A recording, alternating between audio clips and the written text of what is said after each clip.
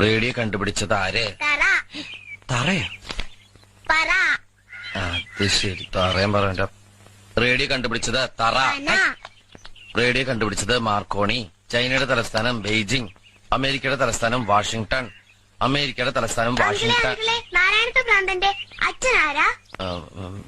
ശേഖരപിള്ള. അയ്യോ, അതെന്റെ അച്ഛനല്ലേ? മോളെ, അങ്ങനെ ഇന്ന ആളെന്നൊന്നും ഇല്ല. ഏതെങ്കിലും ഒരു ഭ്രാന്തനായ മതി. നീ ഇങ്ങനെയുള്ള ചോദ്യങ്ങൾ ചോദിച്ച് അങ്കിളിന് ടെൻഷൻ അടിപ്പിക്കില്ലേ?